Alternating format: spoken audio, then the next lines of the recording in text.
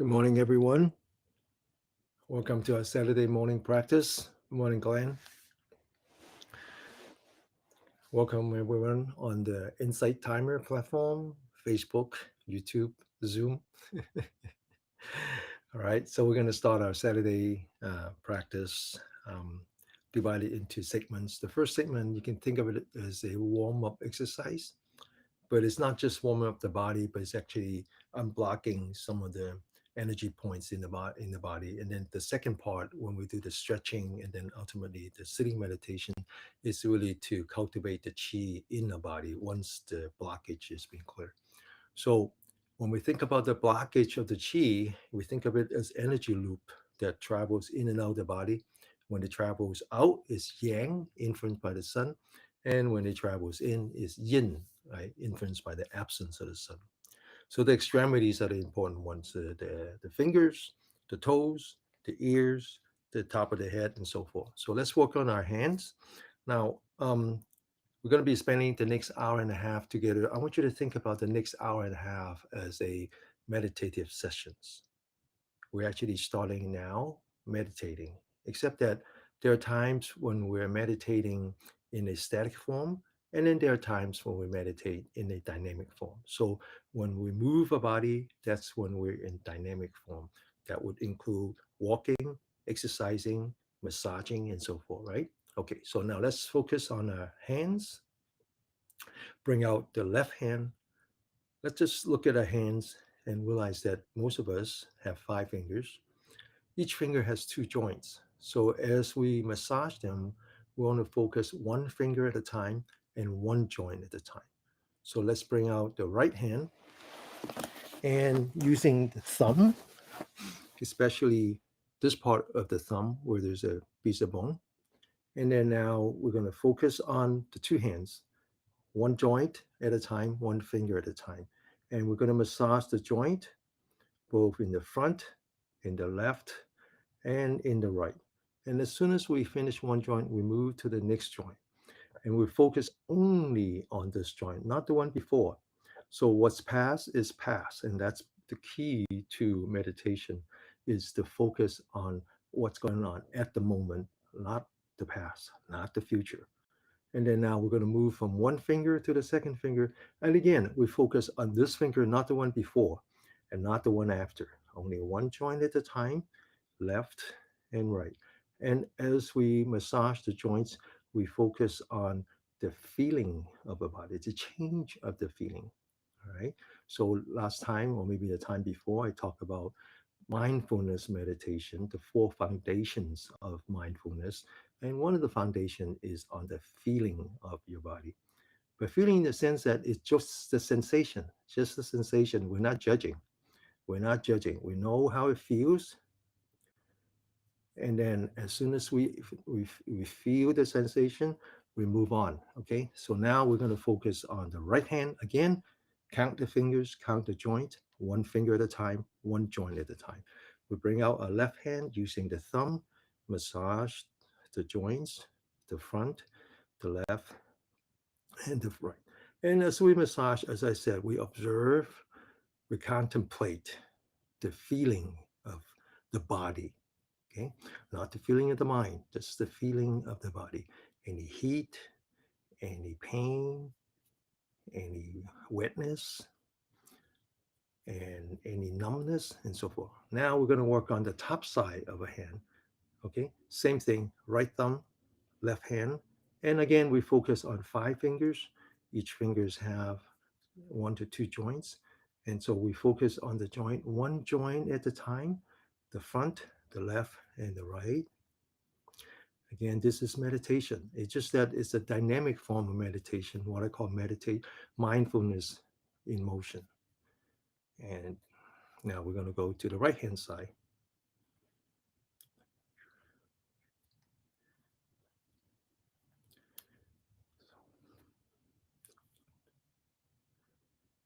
Okay, now we're done with the joints, and now we're going to work on the top of a hand and in between the fingers, in between the fingers. So we're going to take the right thumb again, and now using the front part of the thumb, not the nail, just front part of the thumb, and we're going to massage in between the fingers. And again, we count the fingers, 5 fingers. That means we have 4 of these slots, and we're going to massage them one at a time and coming back to the thumb. And now we're going to use the left hand, massage the right hand. Again, one slot at a time. Focus on the feeling of a hand, feeling of a body. Okay, now we're going to come back and we're going to massage the tip of our fingers, both the nail and also this part, tip of the fingers. Now, the tip of fingers have a very important energy points. There are 10 of them.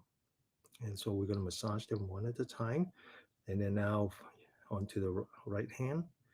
Keep in mind that this is warm-up exercise, but it's extended warm-up exercise, set of warm-up exercise, not just on the body, not just on the joints, not just on the tendon, but it's actually on the energy points. Okay, so now we're going to take the left hand again, using the right hand, two fingers, grab onto the fingers, and we're going to pull the fingers one joint at a time, one at a time. Pull the fingers.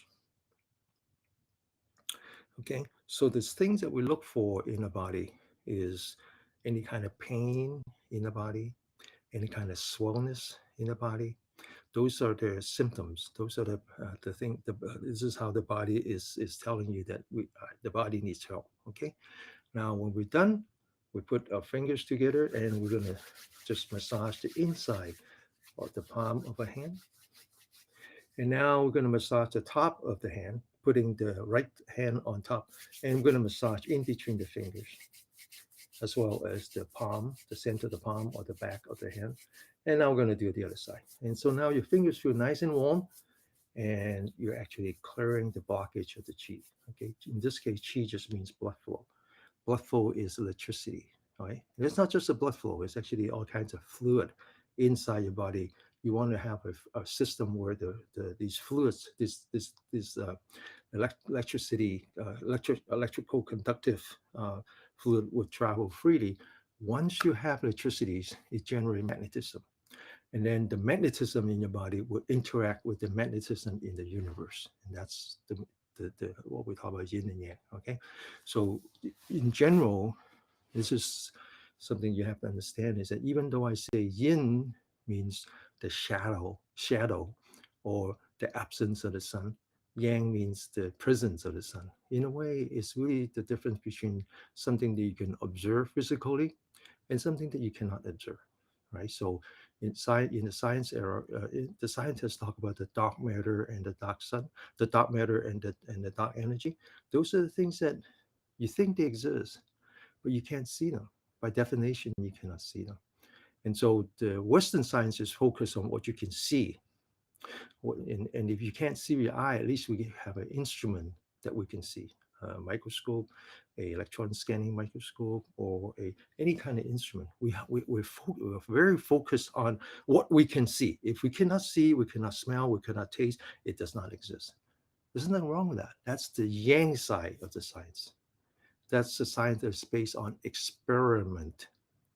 The yin side, this is more the Chinese and the Indian. They're based on both the what you can see and what you cannot see. And what you cannot see is yin. If you can't see it, at least you can experience it, right? And the only way you can experience it is through meditation. And when you can experience it, now this is really amazing. The word experience means two things. It's what you can experience with your own body or your own um, presence, but it's also what you can pass on. It means two things. So in one case, the yang science, the Western science, is an experimental science, whereas the yin science, the Eastern science, is more a experiential science. And here we want to have both. And we want to have, that's the point. I'm not, even though sometimes I make it sound like I reject Western science. I do not. I just believe that there has to be a balance between experiment and experience. That's all. Okay. So, the point is that we're working towards clearing the chi in the body. And now we're going to continue to work on the fingers. Okay. So now we're going to put the fingers together the fingers touching, the palm, the center of the palm touching. And we're going to lower our hand like this, right? Putting some pressure on the wrist and the finger so we can feel that. And then now we're going to come back. The tip of the fingers are touching, the fingers are straight, so you can feel the vibration as we tap the fingertips. And we're going to tap it 30 times. Get ready, focus on the fingers, focus on the sensation of the fingers, which is mainly vibration. Okay, get ready, go.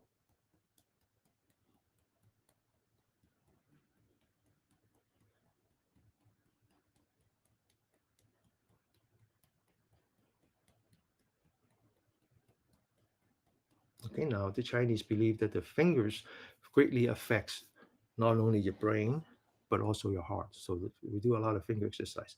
Now we're going to cross the fingers. As much as there's an energy point here, there's also an energy point in between the fingers. There are 10 energy points at the tip of the fingers, and then there are 8 energy points in between the fingers. And we're going to tap that 30 times.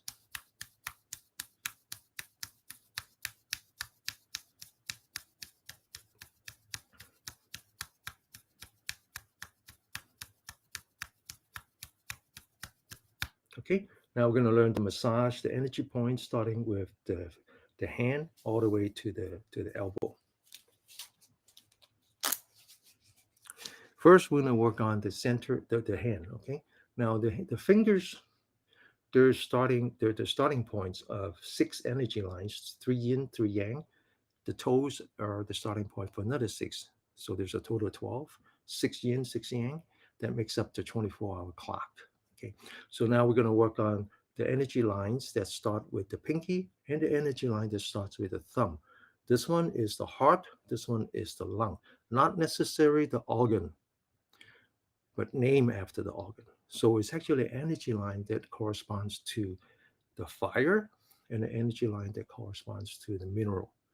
And so now we look at a thumb, we notice that there's a little bit like this, like a drumstick, right? Now we're gonna start at the tip of the thumb. We're gonna come down along, and right here is an energy point. So we want to use the right thumb and press in. Find that one point where there's a little bit of tenderness. Okay, and this is the part you have to do on your own. And as you practice, it's very easy to find that point. We say, yeah, that's it. That's the one, right? And so this one is the lung, which is the mineral, and it represents a lot of things, including immunity. And then now the little fingers, I can start with the tip of the little fingers comes down, and then right here. Okay, now this is the heart. The heart is separated into the heart and the pericardium. So one is the heart organ, and one is the mental side of the heart. So in Chinese, the word heart means both the heart, like the organ, and the mind. Okay, it's a strange way, and that's what they believe is that um, one is the physical, one is the mental. So this one actually will help you sleep, calm your mind. Okay. Okay. Now on the other side, same thing. Notice that there's like a little drumstick. Start with the fingertip, comes down along this one, and then just press in. Find that one point that is a little bit sore. Okay. And then same thing on the pinky, come down, and then that one. And now we're going to put these two energy points together, forming the V with a palm. Okay, we're going to tap that 30 times.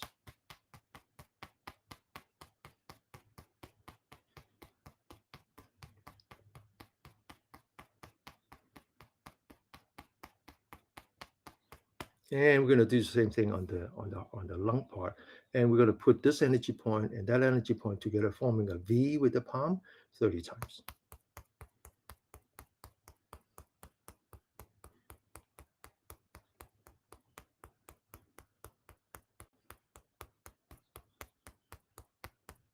Okay, now this is the yin side, right? Because it's the inside of your palm.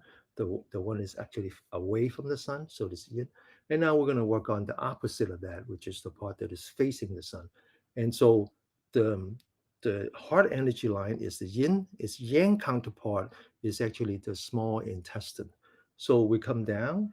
Okay, so we take the hand, fold it, And notice that there's a line that goes across, and just on the outside right here. And we're going to press in on that. Now, all we work on both the yin and the yang, and there's a little bit of difference. The yang energy lines is the one that we clears the qi in the body, and so when we say clear the qi in the body, it's like restoring the harmony. And one of the things that it does is that it reduces the pain in your body. The pain comes from inflammation, and it in the Eastern tradition, it's the blockage of your chi. It's like a rusty pipe. If you don't run the water, it become rusty. Okay, it's very simple. And now the other side, fold the hand, see the line, and then press now. Now, a little bit of feng shui. I don't know if you know what that means. In the Chinese, there's another science called the feng shui. It means they can look at things and they can tell you about your future. So some people, when they fold the hand like this, like in my case, you see the line, but you don't see a straight line. You don't see a straight line. Some people, when they fold a line, and just take a look, is it straight? Just like cutting across. It's like there's a line that cut across your palm. Those are, well, some people believe that they're a sign of great power, which I don't have. Okay. Okay. So now we're going to do some tapping on this energy point. Now, this energy point clears the chi, reduces inflammation, and it turns out that from experiential science, it greatly affects the eye. So as we grow old, eyes deteriorate, right? So we need reading glasses. We might get glaucoma. We might get all kinds of things. So they believe that this one helps with the eye. So let's just forward a fist, but don't hold it tight. Just loose the fist. Put these two energy points together 30 times.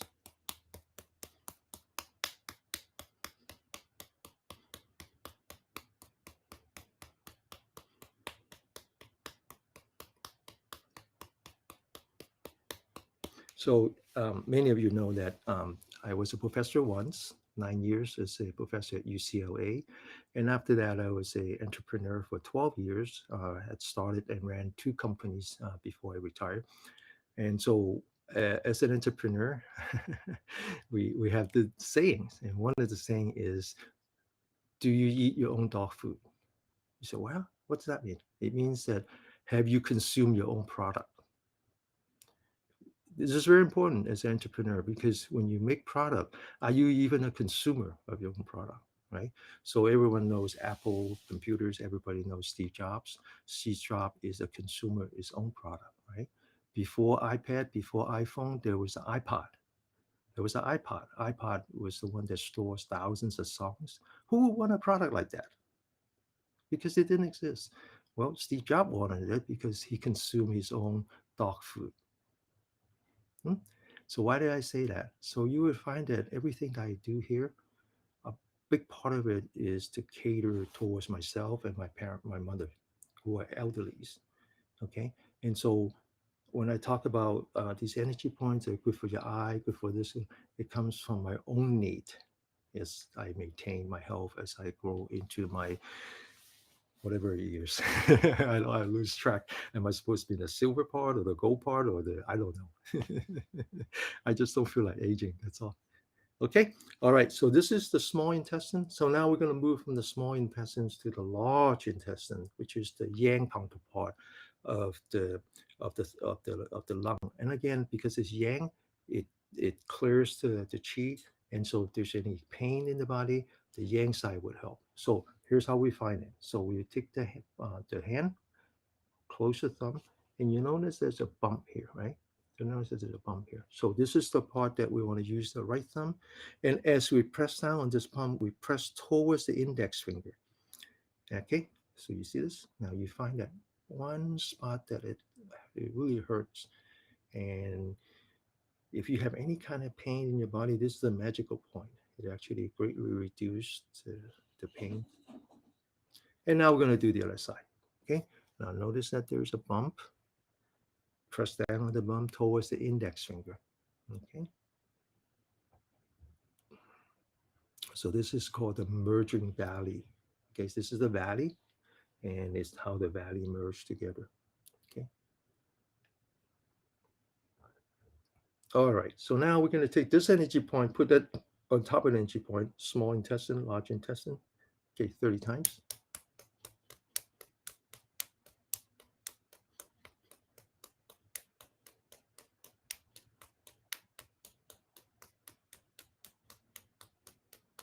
Okay, now we're going to do it the other way. Take this energy point, put it on top of the energy point 30 times.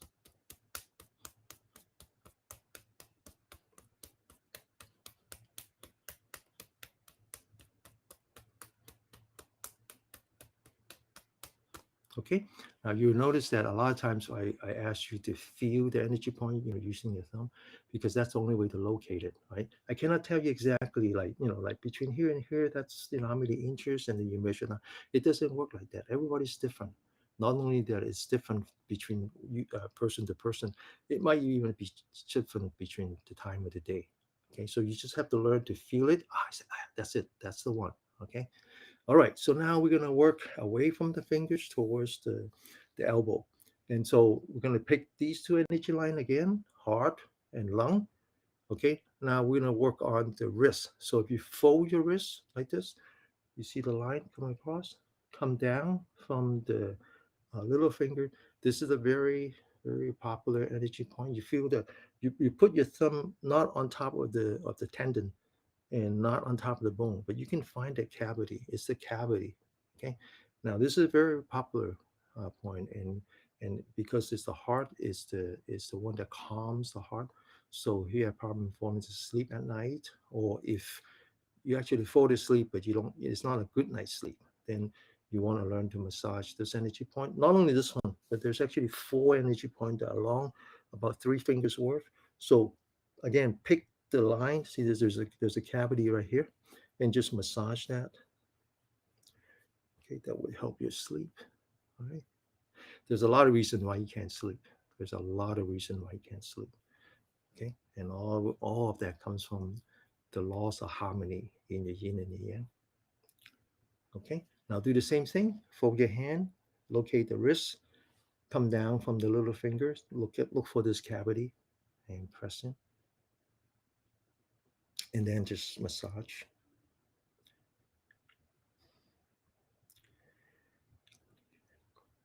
Now this is the time when a lot of you have cough. Have a cough, and you have to identify the reason for the cough. If you have infection in your lung, and when you cough, it's like you have a lot of phlegm, that's the time you take antibiotic.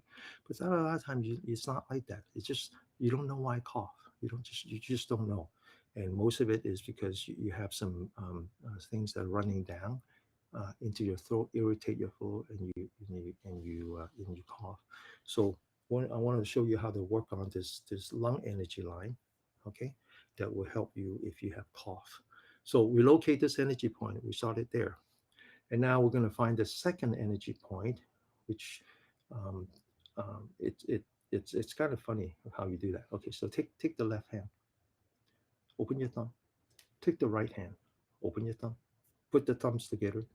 Locate the index finger on the right hand. Go across, and then where you touches the top of the bone, put your thumb on top of that, and now balance your thumb as if you're sitting on a wire, on a high wire, and then just press down on that, and you notice that the bone opens up, it cracks open, and there's a cavity there. So this is a very good point if you have uh, persistent dry cough. Okay, all right, and then so one, two, okay, right here, okay, one, two, three, okay, and then also as you run down the thumb, and it's right at the elbow, and press in on that, press in on that right here, okay, and it's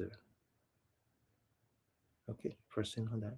All right, so now on the right hand, okay, there's another one, and the two are not identical. So sometimes it hurts more on this one, and sometimes it hurts more on that one. Sometimes it doesn't hurt at all. Sometimes it hurts on both, right? It varies. Okay, so first energy point is right here. We did that. Second energy point is right here at the wrist. Press in.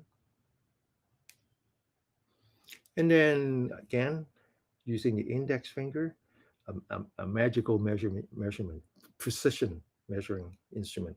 Comes over here, put your thumb on top, balance your thumb, and then press down on the bone, press down on the bone, and when the bone cracks open, that's when you know you're on top. Okay, and there's a whole bunch of energy point. We're going to skip that for now, and we're going to go to the elbow and make sure that it's along the thumb and press in, and then now, if you take high blood pressure medicine, be sure to check the label. And I believe it's listen prime. Listen prime. It spells with the L. L. I believe it's LISINPREL, something like that. Look it up. And if you're taking that medicine over time, you would have persistent cough. Okay. So that's the time when you need to go back to the doctor and says, can I change medicine? Right. And that one is known for causing persistent cough. And aside from that fact that um, high blood pressure doesn't cure you; it just removes symptom. Okay, so it's actually incorrect to say that coughing is a side effect. Side effect means that there was a primary effect, and this is a unintended consequence. That's what it's called side effect. But when the drug itself has no effect, when the drug itself doesn't cure you, it only removes symptom, then I don't know why you would call it a side effect, right? Because you don't even have a primary effect. So this is something you have to really study. You really, really have to study if your doctor prescribed high blood pressure medicine. You really need to ask yourself. Don't ask the doctor because he's not accustomed to you questioning him. All right. So now we're gonna scrape. Okay, that's another modality. So you notice that we have done some pressure, acupressure. We've done some tapping, some massage, and now we're gonna do another one called scraping. So take out your left hand, stretch out, lock your elbow, from the elbow to the wrist. We identify the center line, that's the pericardium. We move up below the bone, that's the lung. On top of the bone, on the other side of the bone, that's the large intestine. And then in the middle is something called triple warmer. And if I have time, I explain that. All right, yeah. You stretch out your left, you take the knuckle on the right, you start at the elbow, and you just kind of scrape like this. And if you do this for the first time, you feel some pain, but it's a good pain. It's a good pain. Okay. And if you have carpal tunnel, this is how you clear the inflammation in your body. Now we're going to move up a little bit because that was the center line. We'll move up a little bit right below the bone. Again, starting at the elbow, right? And just go down until you reach the wrist and then come back. And now we're going to ride on top of the bone and you feel if it's smooth. Sometimes you get kinks in there, and that's when you know that you have blockage. And now we're going to rotate the arm a little bit so we're on the other side of the bone. That's the large intestine, again from the elbow to the wrist. And now we're going to stretch out the arm and we're going to do along the center line. That's the triple warmer. And now we're going to do the top part of the palm, the top, the thumb, the fingers, back to the top part of the palm, the thumb. Stretch out your arm again, center line, triple warmer, and then all the way back to the inside. And we're going to scrape a little bit on here too. That's the heart, right?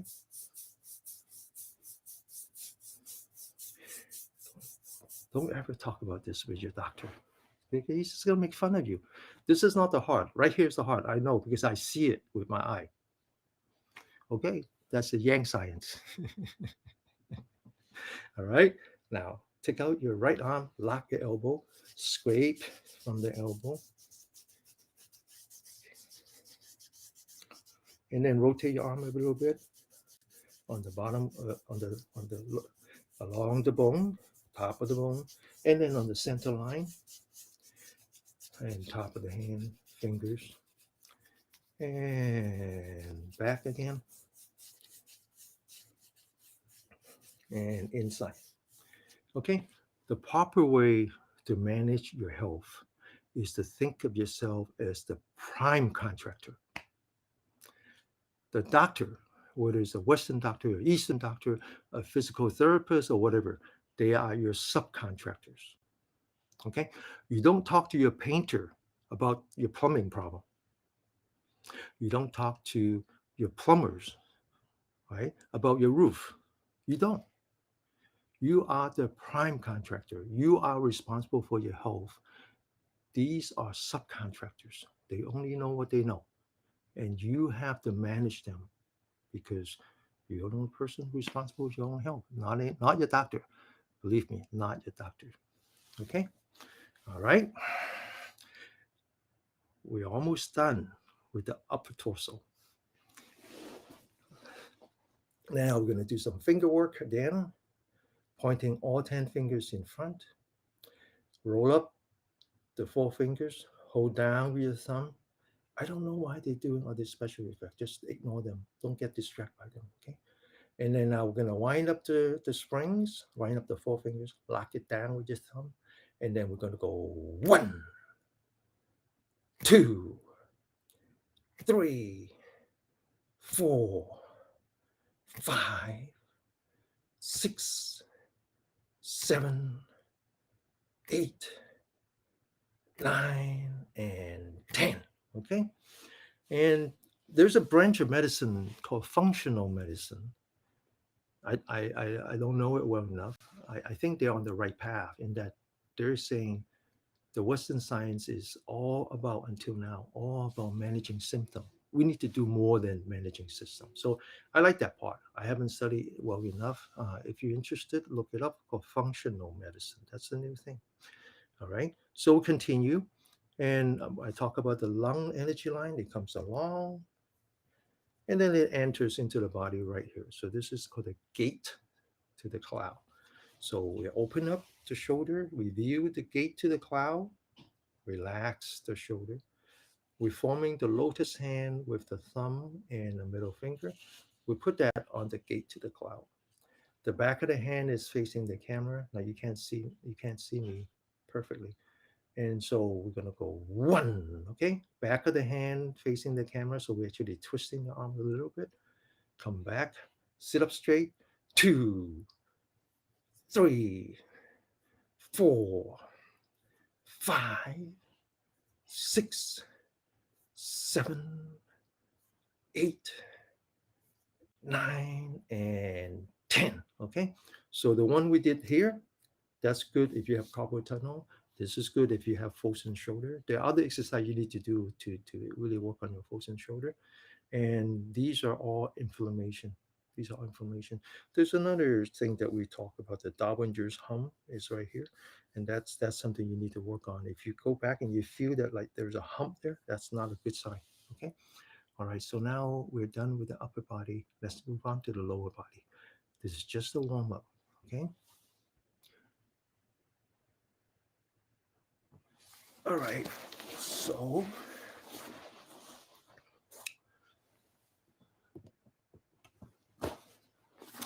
okay. Now we're gonna work on the yang facing the sun, yang facing the sun, yang facing the sun.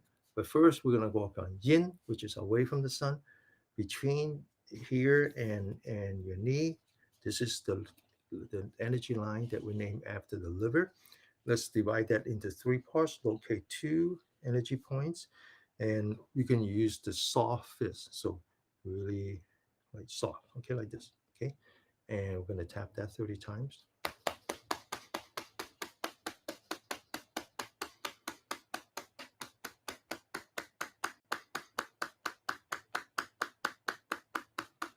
And we're going to continue on the second one. So the energy points are never on top of the bone. Okay, they're never on top of the bone. Okay, get ready, go.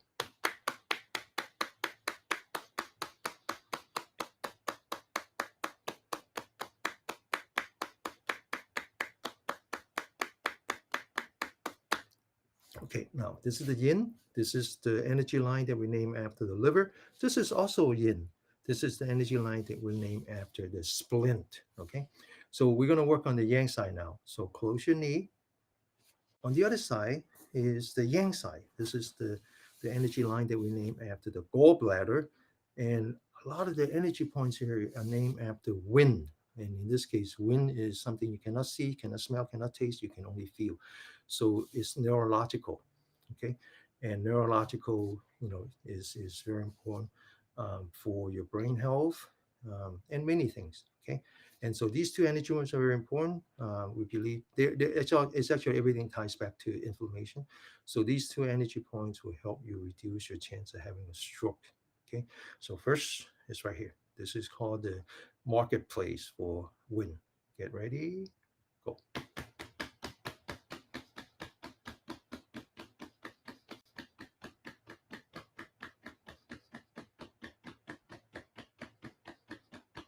And the second energy point.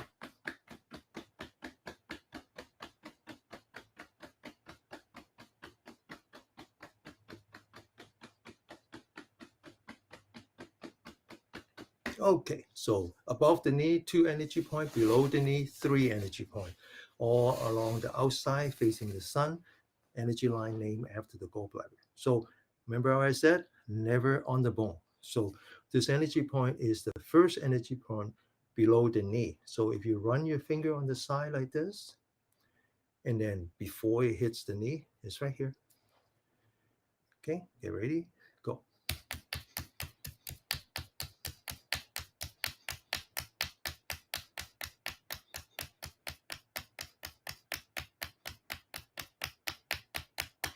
Okay, now right in the middle.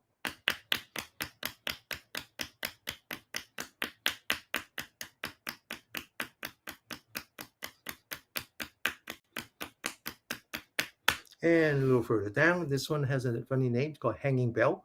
So it actually sets a vibration. You can feel it on your toe. Okay, like there's ants crawling on your toe when you do this. Get ready, go.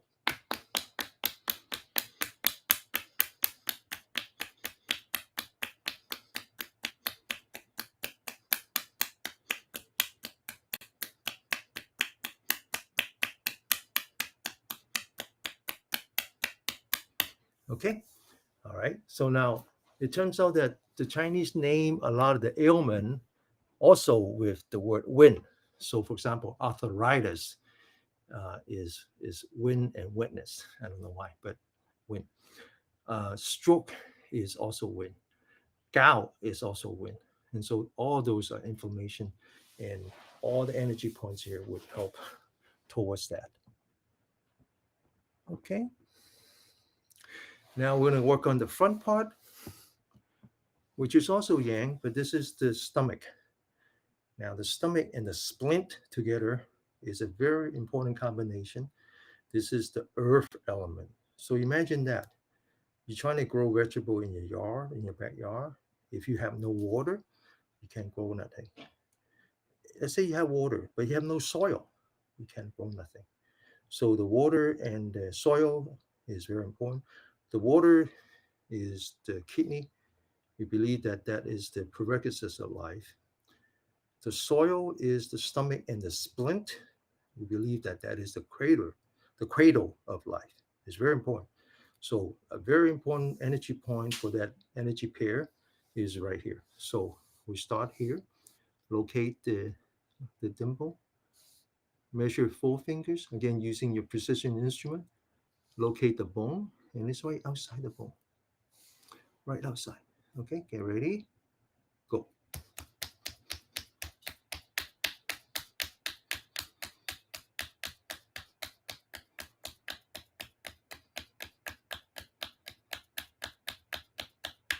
Okay, and then we measure another 4 fingers, also on the outside. This is actually very important.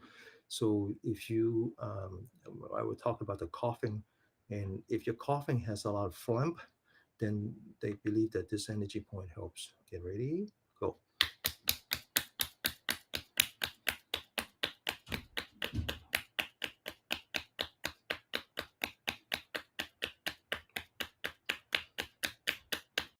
Okay, and that's the stomach. Now we're going to work on the last yang energy, which is in the back of the leg. This is the one we name after the bladder. It's the complement to the kidney. And so we're first going to lift up a heel. You identify the calf, and on the very bottom of the calf, pushing with your thumb. Feel that pain. Feel the point where you get pain. Now, this is a very important energy point. And high blood pressure, dementia, and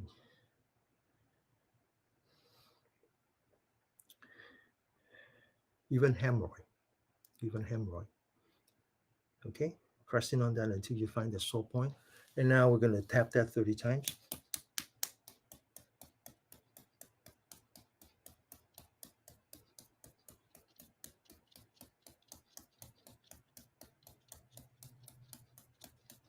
Okay, now the other side. Lift up your heel, identify the calf at the very bottom of the calf, push in with your left thumb until you find that point that is really sore. And then 30 times.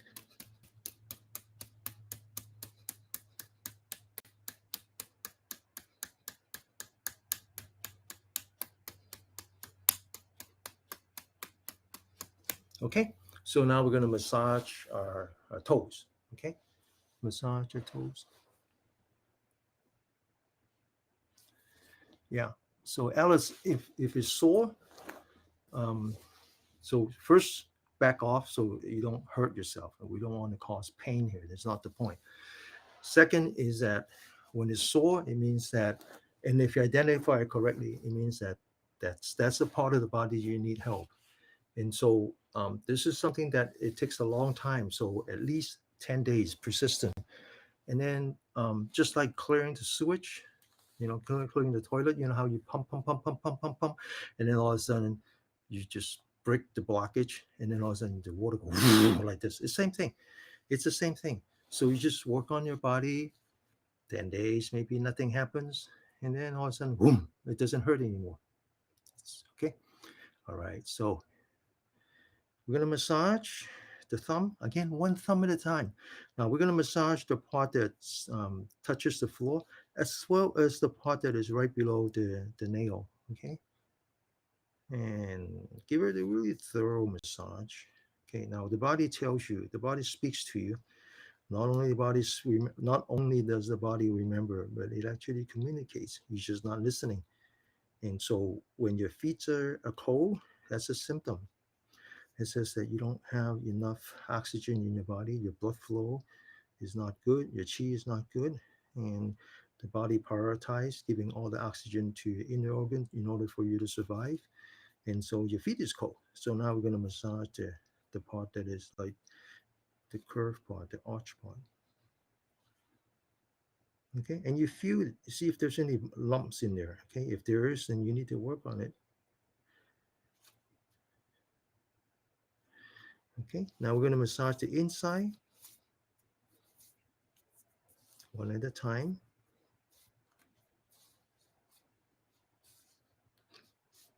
And we're going to open up the toes and then form the V.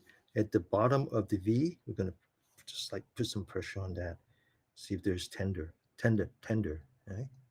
And then another one, and then another one, and then another one.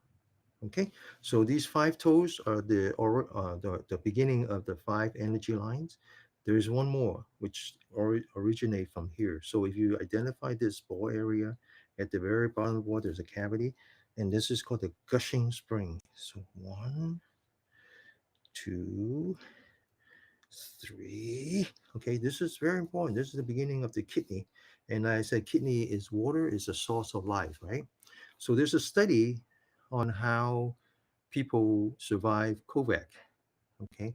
And it turns out that all the developed country has a hard time, people in the developed country have a hard time surviving COVID.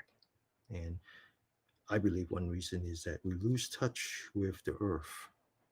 So Western people tend to put their feet up to enjoy watching TV or whatever, whereas the underdeveloped people, they continue to work. And so this energy point is very important. It's called the gushing spring. It's when the energy from the earth passes through your body back into the heaven, forming the energy loop, life energy. So now we're going to massage the ball area using your pincher. And we're going to scrape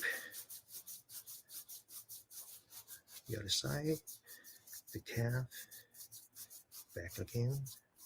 And then we're going to massage the heel. And we're going to massage a very, very important part, which is um,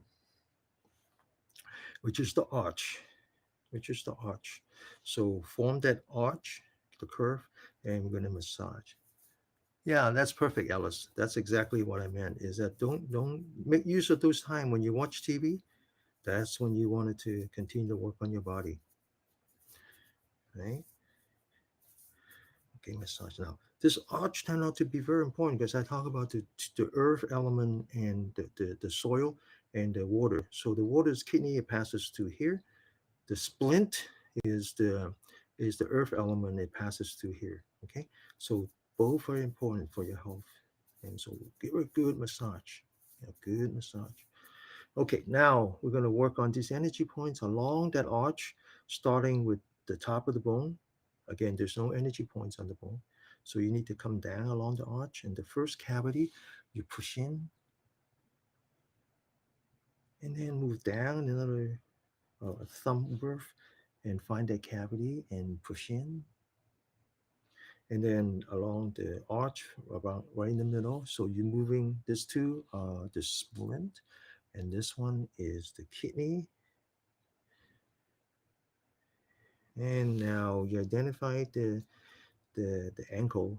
Behind the ankle, there's another energy point.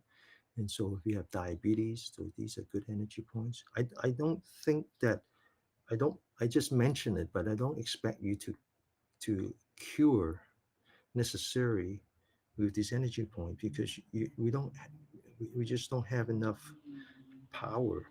It's good for maintenance, okay, but if you're sick, then you should go to a doctor. Okay, the problem with Eastern medicine is that it's very hard to find a good doctor. All right, so uh, now identify the ankle, measure 4 fingers, identify the bone, and then right below the bone,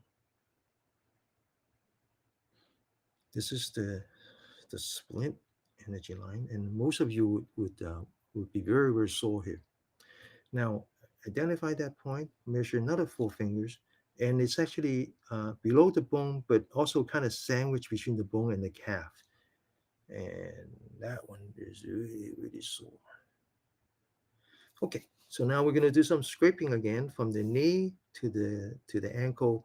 Identify the bone below the bone, scrape, scrape, scrape, scrape. Okay, so why is the spleen so important? Not the organ, the energy line. Why is that so important?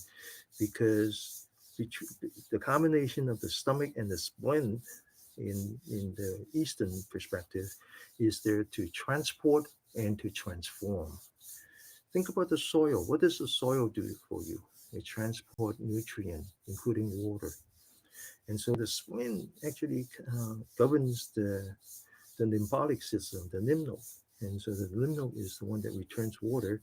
So if you have a blockage of the spleen energy line, then you have swelling. Swelling is very bad. So check your body. Use your thumb, push down, let go. If it doesn't pop back up, then you have problem with swelling. Okay. Then you need to do this more. Do this more.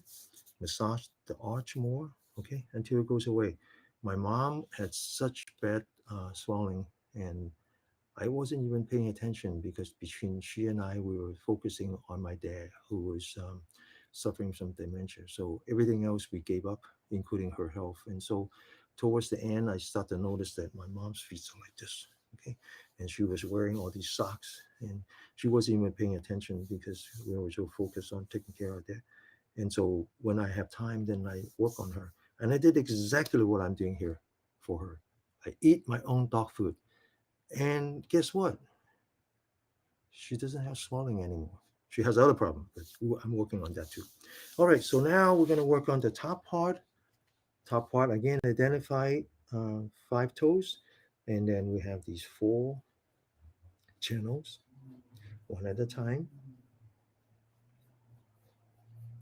back, and now forming the V, and then at the bottom of the V, press in, and it's a little bit tender, and a little bit tender.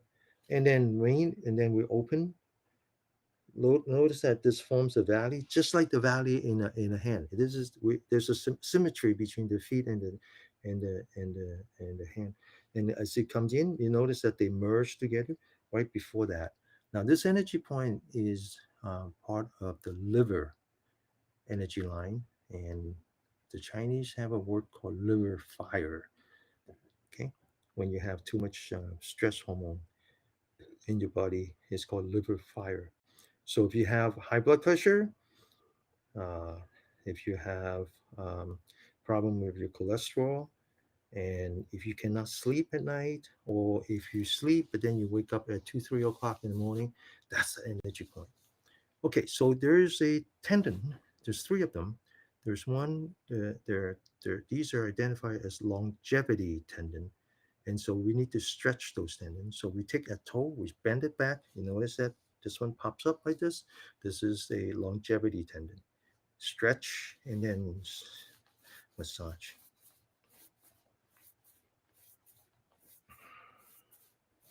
Okay. Now we're gonna do one more tapping. This is a magical tap, and it's called mixing water and fire. Why is that? Because we go back to the gushing spring. That's obviously water. We go back to the center of palm. This energy point that is part of the pericardium. That's fire. We put the fire and the water together. We form empty hand. We bend the toes back, and mixing the water and fire. Tap 30 times. Continue.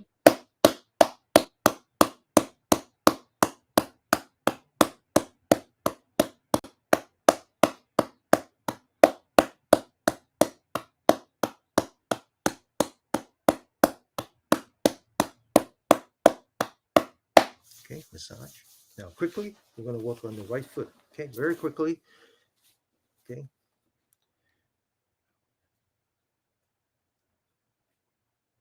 and then the front part of the toe, the neck part of the toe,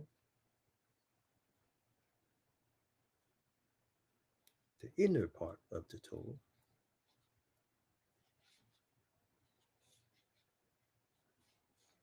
the bottom of the V,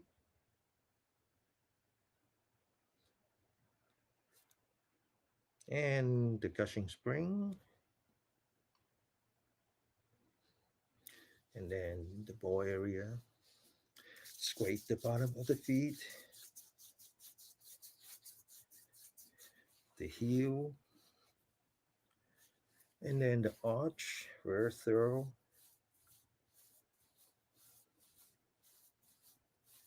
And then the energy points along the arch. First one down the hill, one, further down, two, the middle part of the heel, back of the ankle, four fingers from the ankle below the bone, another four fingers below the bone, but in between the bone and the calf.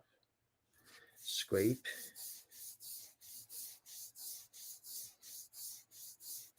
Now flip it over. Top part, the four channels,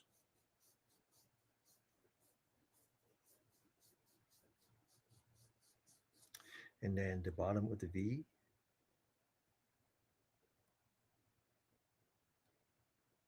and then inside the liver fire, and then bend back the toes to reveal the longevity tendon. Give it a good massage, and then tapping, mixing the water and the fire. Get ready, go. Continue.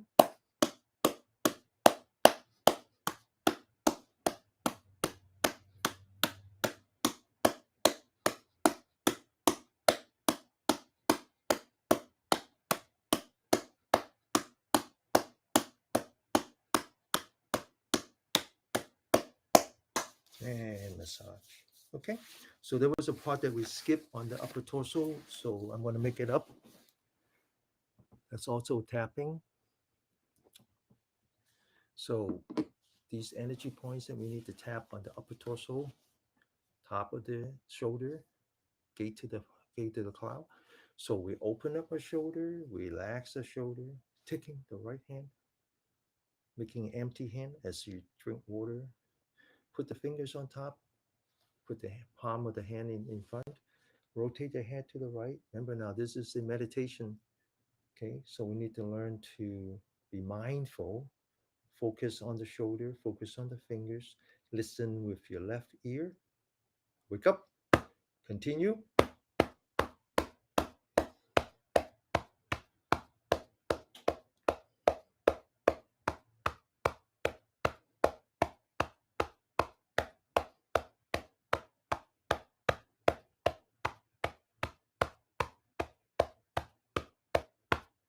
Okay, now open the shoulder, relax the shoulder. Left hand, empty hand. Right ear, listen, wake up, continue.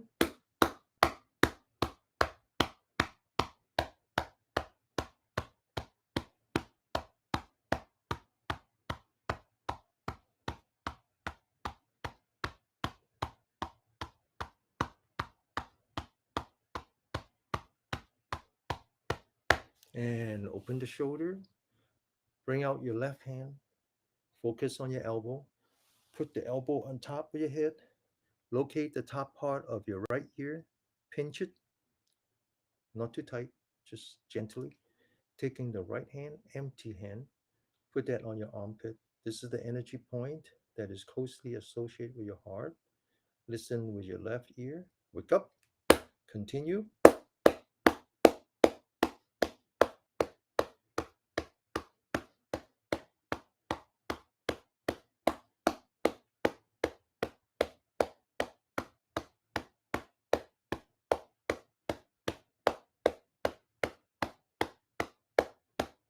And the other side, focus.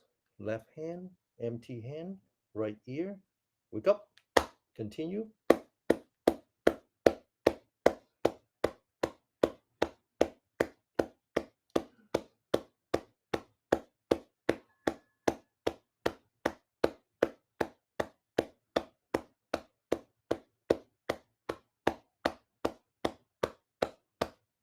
And the very last one for the upper torso, in the elbow. Open your shoulder, relax your shoulder. Always open and relax. Okay. Left hand, lock your elbow, palm at the eye level, lock your elbow. Three energy point, lung, pericardium, and the heart. Take your right hand, empty hand, fingers on top, palm on the side. Listen with your left ear. Wake up. Continue.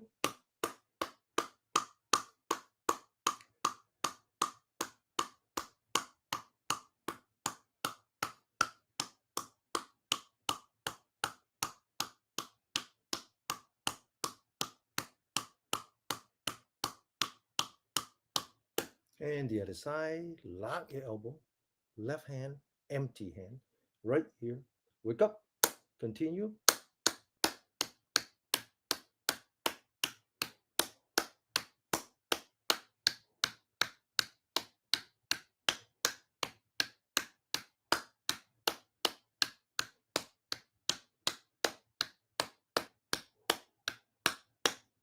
Okay. So um, this part was supposed to be before we do the lower torso, but it doesn't matter. I just realized that I skipped that part. But in any case, 1 hour now, we only did the warm up exercise, right?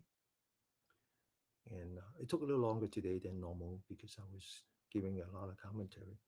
But the point is, that itself is enough.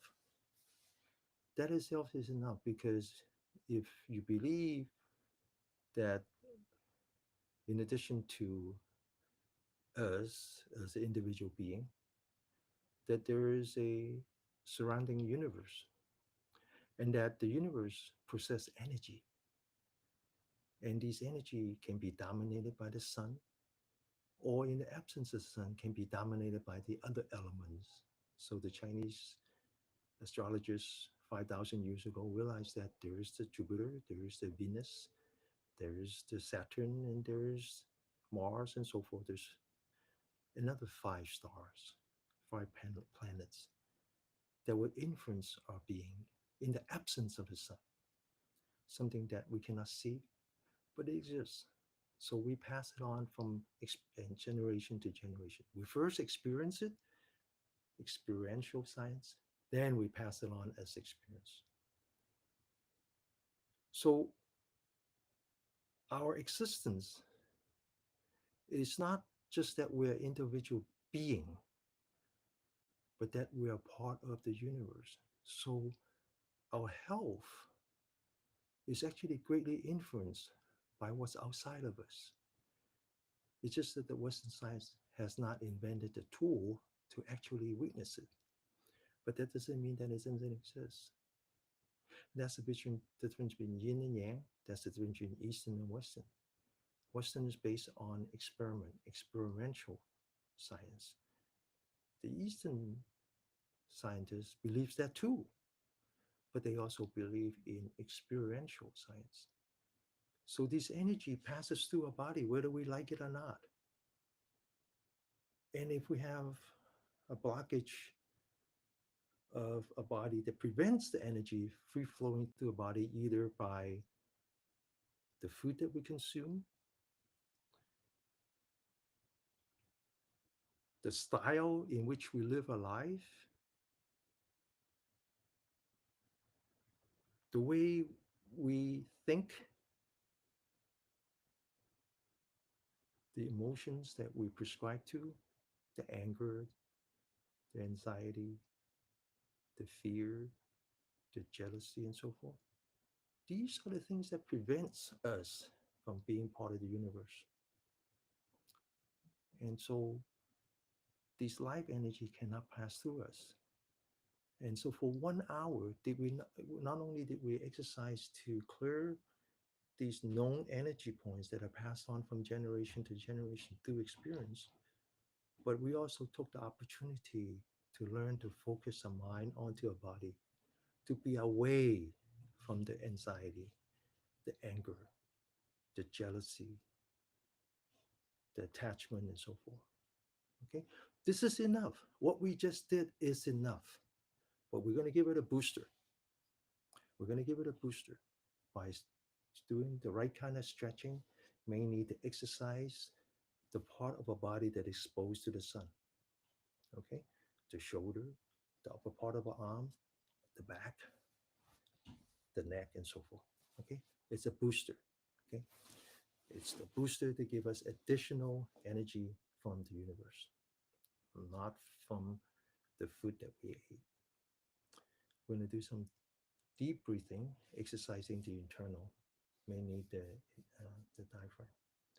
So we're going to take our fingers, crossing the fingers, put that right below the finger. This is the energy point called the sea of Qi. This is where all the energy came from a mother when we're inside her womb. We're going to take a deep breath very slowly, very steadily, very persistently from our belly button to all the way up to another energy point called the center of being, which is between a nose and the upper part of the lip. As we breathe in, we follow the center of palm and we stretch upper torso upward. Okay, get ready. Breathe in.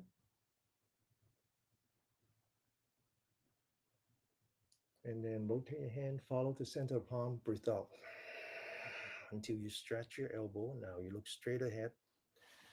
You stretch the upper part of the arm, that's a triple warmer, very important. You unlock your fingers, you open your shoulder, and you use as much strength as you can with your shoulder, as if you're climbing up on top of two mountains.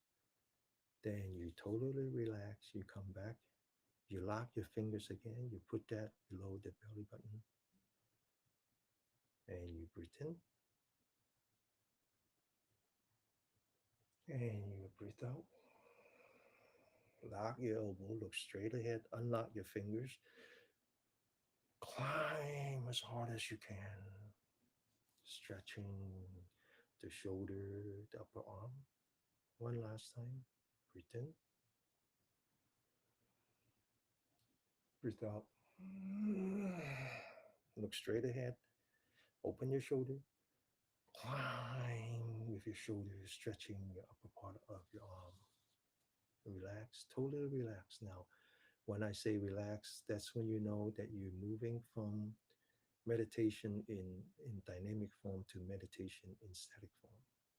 So when you're in steady state, in static form, you focus on your breath, one breath at a time, maintaining that harmony between yin and yang. In this case, yin, absence of the sun, means rest and digest. Yang, presence of the sun, means fight or flight. Now we're going to lock our fingers again, palm facing up, palm facing down. Stretch until you lock your elbow. Look straight ahead, follow the center of your palm, lock your elbow, okay?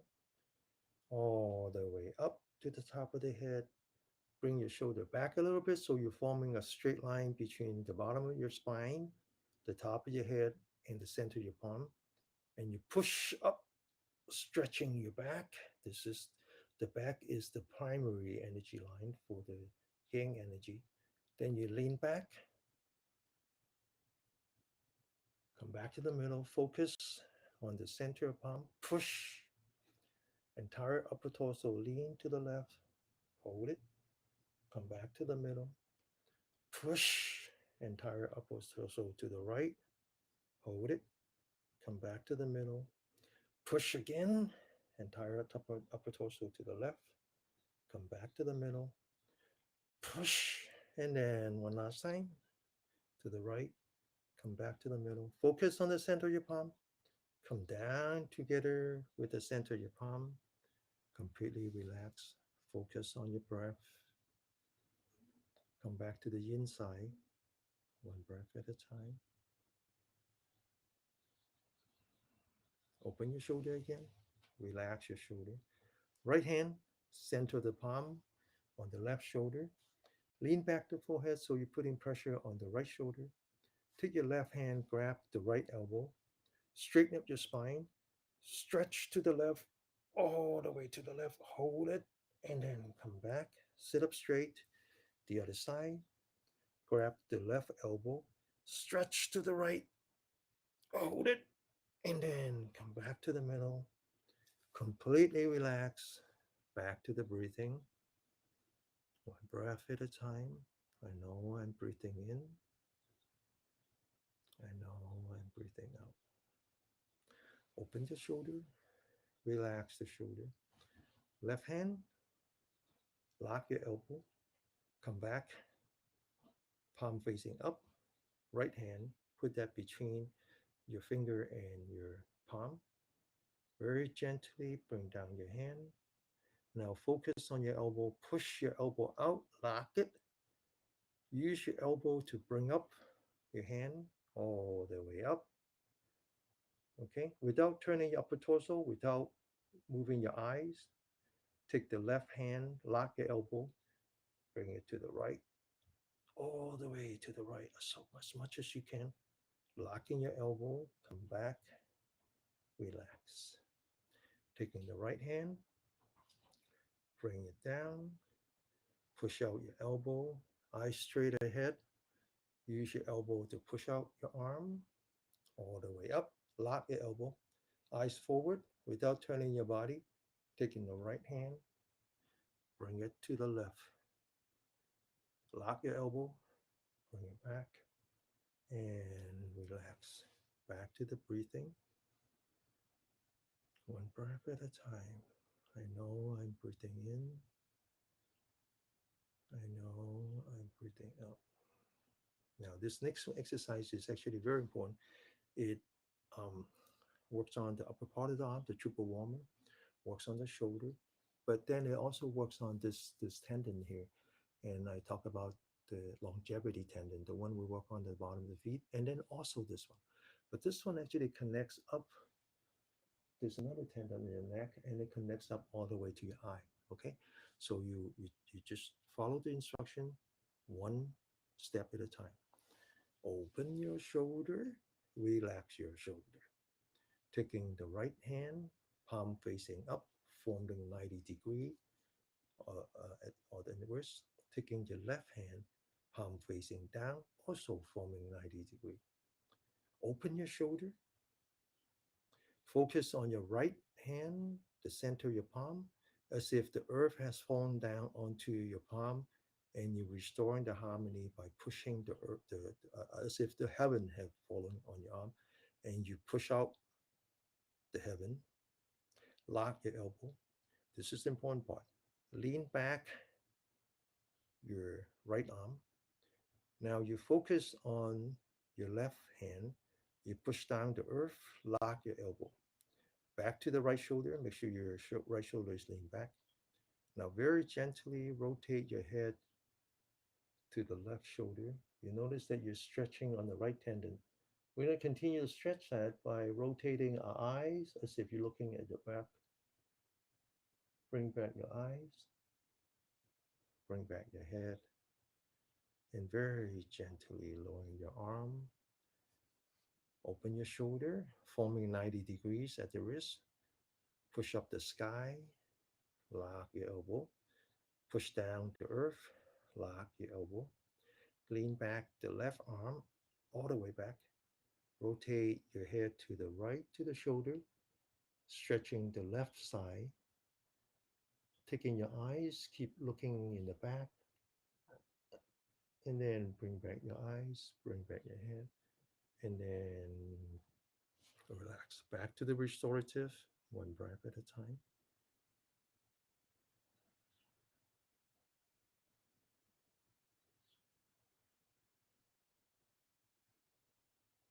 Okay, now we're going to do more stretching in the back. So I'm going to try to turn around, see if you can see me. You can't really see me, but all right. So open your shoulders, straighten up your back, put your hands together, locking the fingers. Put that on your lower back.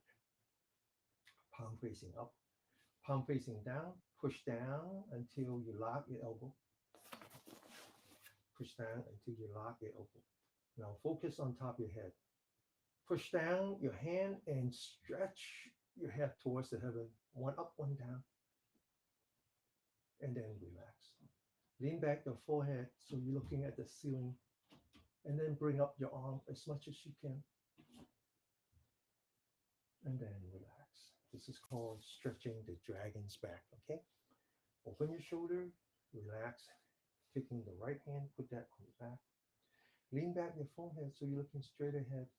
Focus on the right shoulder. Stretch the right shoulder. And then relax. Left hand. Make sure you're looking straight ahead. Stretch your left shoulder. And then relax. Back to the breathing. Very, very important that we spend time, restore harmony.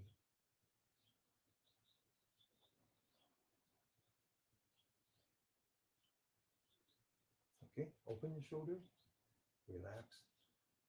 The back of the right hand is at the lower back. Focus on the right shoulder, stretch the right shoulder down, and then relax. Left hand. Stretch the left shoulder down. I don't have so much strength on my left shoulder as I have on my shoulder. So I got to give it a boost like this. Okay, you can do that. It's not a problem. All right, and then now, two hands touching the fingers if you can. If not, it's okay. And then now make sure that you lean back your forehead. Two shoulders. Right shoulder up, left shoulder down. Relax. The other hand.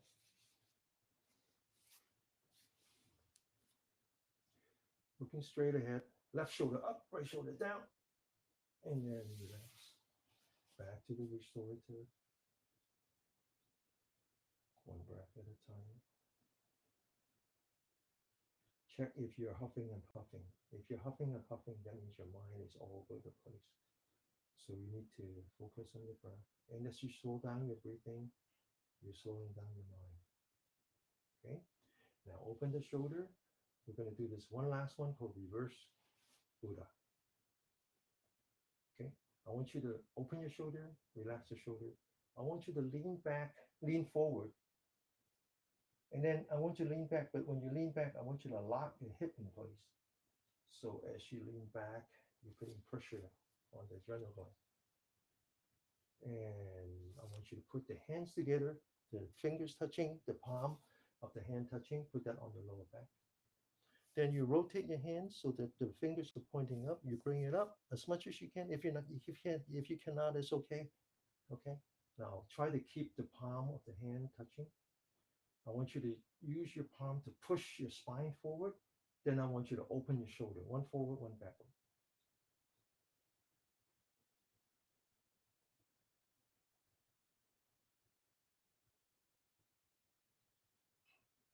And then I want you to relax, focusing on your breathing. So those who are studying yoga, the yoga exercise that we practice in America and beyond, that's one tiny aspect of the yogic practice in India. So if you have time, study something called the Eight Limbs of Yoga. It's a book written um, probably 1500 years ago that talks about all the different ways of doing yoga practice. And one of the limb is called hatha. That's when you practice the asanas, the pose. So there's some similarity between what we do and what you do in yoga class because it's only one branch of the eight limbs of yoga. The other branch has to do with the breath, has to do with the mind, has to do with many, many things. And you need to open your eyes to that. Okay. Now, it's very important that we practice meditation after this exercise because now we have a lot of energies in the body, a lot of oxygens. It's very good because it prevents us from falling to sleep. Okay. It's a very good time to meditate. So we're going to learn to meditate. And at the same time, we're going to learn to do abdominal breathing by focusing on a breath, focusing on the belly button, and exercising the stomach, the lower part of the stomach. By exercising the lower part of the stomach, we indirectly exercise the diaphragm, creating the harmony in our internals. It's a very, very important exercise. This is extremely important if you have high blood pressure because the cause of high blood pressure is two things, primary two things. One is that your heart lung capacities are insufficient, so you don't sense enough oxygen into your brain. The brain tells your heart to work harder because you need more oxygen. You go to the doctor says, "Oh, you have high blood pressure. Let me knock it down." So now you're getting even less oxygen. And over time, you're going to develop a lot of pain in here, and including headaches, lightheadedness, because you're just not getting oxygen in your head. The other reason for high blood pressure is you are constantly in stress. You don't know how to relax. You don't know how to turn on the rest and digest. So this one exercise does two things. It helps you breathe a little bit more deep using your diaphragm, increasing your lung capacity, your heart capacity, but it also relaxes you. It all starts with the sitting posture. So I want you to sit properly. Imagine your legs are the pedestal to the rest of your body. The rest of the body should be like a bell. You sit like a bell. Your hands should be relaxed. We're not trying to use any muscle here. So just leave your hand on your thigh, on your knee, anywhere. Just don't lift it up. Now we want to stretch your spine as if somebody's grabbing the hair on top of your head and stretch the spine as if it tries to hang the spine on the ceiling like the way you would hang the clapper of a bell. Then I want you to lean back and then relax. Now, if you can, I want you to rotate the hip forward so you're maintaining pressure on the adrenal gland. But if you cannot, it's okay. Now I want you to focus on your shoulder. Open your shoulder, relax your shoulder. I want you to lean back your forehead so the ears on top of the shoulder, so you're not using any muscle. You're balancing your head on top of your spine, like the way you would balance a bowling ball on a bamboo stick. But now I want you to sort of tuck in your chin. So the top of the head, this energy point called 100 meters on top of your spine. Now I want you to relax your eyebrow, relax your forehead, relax your eyelids. So you don't try to shut your eyelid, just relax. And you realize that when you relax your eyelid, you'd be like the baby sleeping with the eyes slightly open. You can actually see your eyelashes. You can see the hand and the knee and the floor. Now I want you to take the tip of the tongue, put that between your teeth and the roof of your mouth. Close your mouth. You don't need to push it, just touch it. You start to feel some saliva, some wetness in your mouth because you're now totally in rest and digest. Your saliva glands are turned back on again. You notice that I work here for an hour and a half. I don't drink a sip of water unless I have some irritants. I need to just make sure that I don't cough. But other than that, I managed to self hydrate for the hour and a half because I maintain that harmony between yin and yang. And when you're in yin, you rest and digest. I have plenty of saliva. I don't need to drink water. Now I want you to focus on your breathing. I want you to know that you're breathing in, feel your in breath. I want you to know that you're breathing out, feel your out breath. Now I want you to completely concentrate, put in your mind on your belly button. When you feel that you're breathing in, I want you to push your belly button forward as if you're taking your belly button for a ride all the way across the room. Just gently, okay? And when you feel that you're breathing out, I want you to take that belly button for another ride. Bring it all the way to the back. When you breathe in, forward, open the stomach. When you breathe out, bring it back, close the stomach. And when you open the stomach, the diaphragm is pushing down.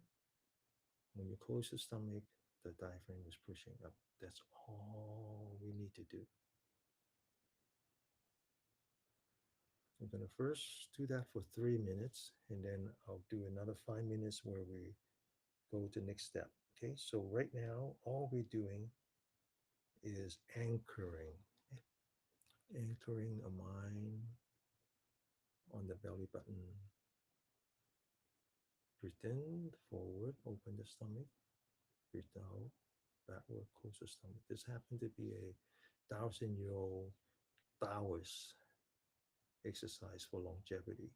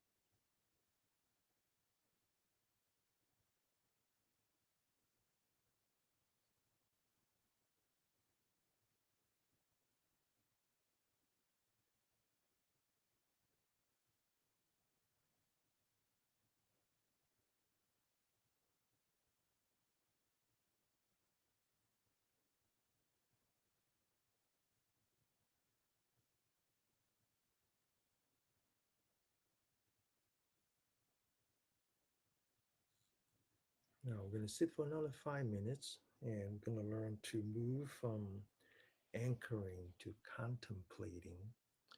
There's another word for contemplation. It's called reflection. It's as if you're looking at yourself, contemplating your existence by looking at the mirror. You're seeing yourself in the mirror as if you're looking at your breathing by a third person. You know you're breathing in. You don't need to focus on your belly button anymore. Just focus on your breath. You know how your body changes when you breathe in. You can feel your stomach. You know how your body changes when you breathe out.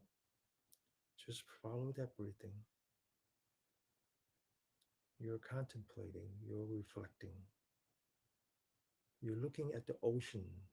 You're seeing the wave as if your body is the ocean, as if your breath is the wave. You're seeing yourself breathe in as if the ocean is rushing in. The waves are coming up to the shore. You see yourself breathing out as if the oceans are receding back to the sea. The waters are flowing back into the sea. When you breathe in, the water rising up. When you breathe out, the water is receding. Don't try to control your breath. Just feel your breath. Same way that you don't try to control the ocean. Just feel the wave. You notice that when the wave comes up all the way to the top, there's a moment where the earth, the entire universe comes to a standstill, waiting for the water to eventually go back into the ocean. And when it goes all the way out to the ocean, there's a moment in time where the entire universe stands still again, waiting for the water to come back.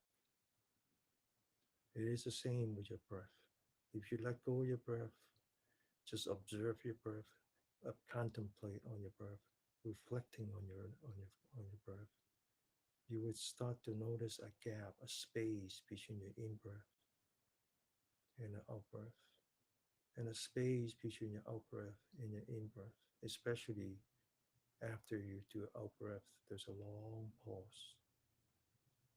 Try to experience that pause, experience that pace, the space. Think about this as the black cat in Matrix. That's the key. The space is the key. Relax, focus on your breath. Observe your breath as if you're observing the ocean. Let go of the breath, focus on the space. We're going to sit for 5 minutes.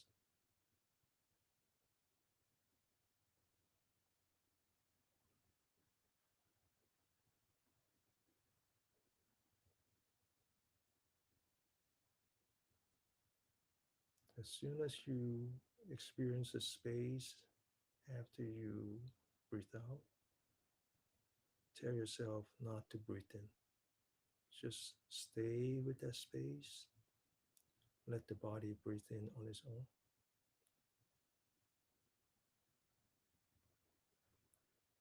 The body is fully capable of breathing on its own.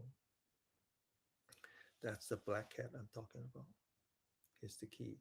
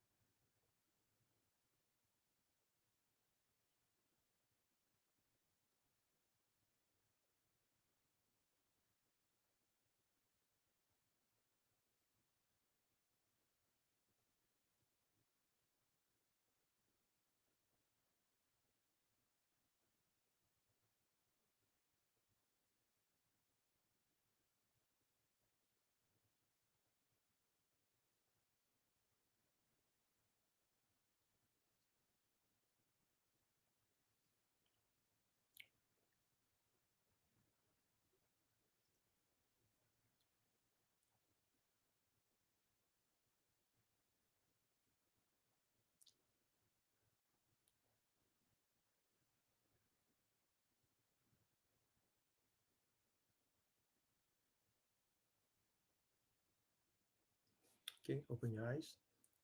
You notice that um, all of a sudden I was sitting like this, with my knees together in front of my upper torso, and I wrap it with my arm, touching my elbow like this. This is a perfectly good posture. Okay, we're very used to seeing lotus, which is a popular one, but this is a perfectly good posture. It actually came from the Taoists, and it's one that actually is good for your health. It stretches your back a bit, and it protects all your yin energy together. So this is fine. Okay. All right. Sometimes your body tells you what to do, and I just feel like doing that. Okay. So we are 5 minutes over time, but I feel like um, we should always do a metta meditation, a metta before um, we leave, because we're living a very difficult time right now. Have you ever seen Yet Man, like this martial art movie? And there are many. This scene is very common where one lone fighter like Yet Man would be in the midst of uh, like dozen gangsters, and he would be fighting all of them together, all of them together. Okay, because he stands on the side of good, and they stand on the side of evil. So either yesterday or the day before, I was driving, so I wasn't paying that much attention. But I know that our president, whether you like his politics or not, he was elected as our president. President Biden gave a very passionate speech. He basically started World War III. He basically started World War III.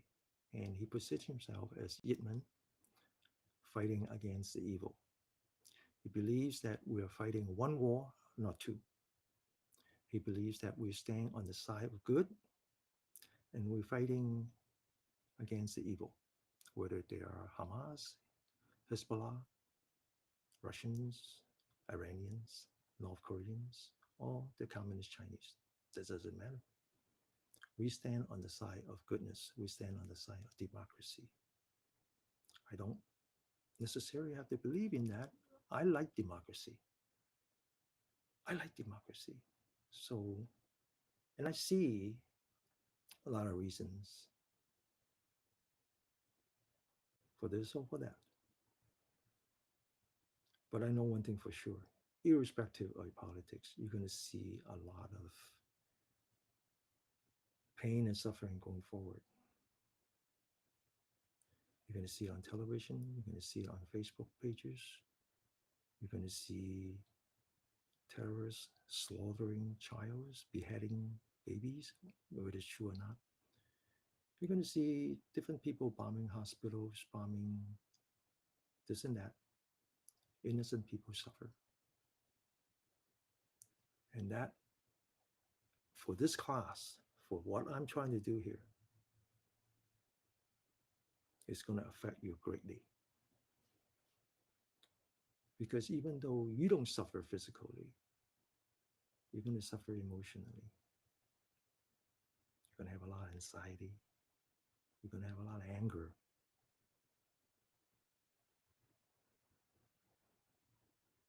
You're going to have a lot of depression, rejection, attachment. All of that is bad for you. But you say, what can I do? What can I do?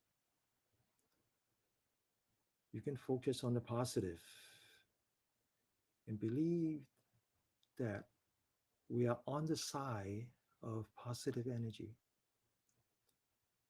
and that we are capable of sharing that positive energy with those who are suffering, whether they're human beings or animals that got caught in the war or natural disasters. Doesn't matter. There's enough dying in this war right now. I like to follow the teaching of Christ, even though I call myself a Buddhist. I believe Christ is a Bodhisattva. He came to this world for a very simple reason, to teach us compassion, loving kindness, and empathy. I believe in the Creator. I believe that all positive energy are here to help us. So I want you to come with me on this last part of our journey, focusing on the positive, sharing the positive with those who are actually suffering right now. I want you to close your eye, come back to this posture, put yourself into rest and digest mode so you're not creating any stress hormone right now. I want you to focus on your eyelid, see the light in front of you. I want you to identify that light as the source of positive energy. I want you to give it a name, whatever name you want to use. Buddha, Kuan Yin, Mother Teresa, they're all positive energy. I like to call her the God as I know her. I want to take refuge with that positive energy. I want to link my positive energy with the source of positive energy. And together, I believe we can provide some relief to those who are suffering physically, to those who are suffering emotionally, to those who are inundated with animosity and negative energy. I want to share that positive energy with them. Bring out my own compassion, loving kindness, and empathy. I want you to put your hands together, the center of the palm touching the hand, the fingers touching. This mudra represents a humbleness, a respect, and a gratitude for all the positive energy in the world. It's also the symbol that we use when we say namaste. It means, may my light meet with your light. I want you to chant with me. I don't want you to understand the meaning of the chant other than that it sings to your inner soul. It sings to your core of existence, which is your compassion and loving kindness and empathy, allowing you to push aside all your anger, all your anxiety, all your depression, all your jealousy, all your righteousness, and just focus on other people's suffering, whether they're physical or mental. Focus on the light, take refuge with the light, share that light.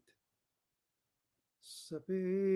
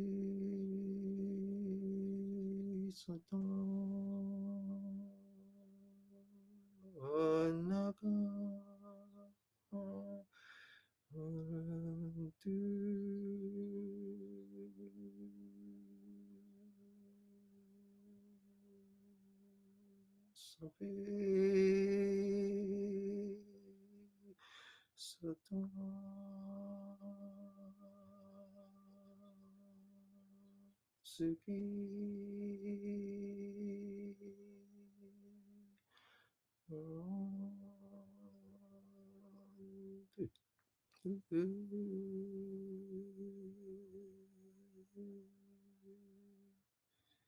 Namaste. May you all be blessed with health, happiness,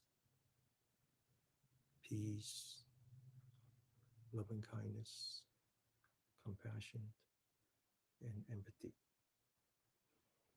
Well, that was an hour and a half well spent. Thank you all. Thank you for all the donations.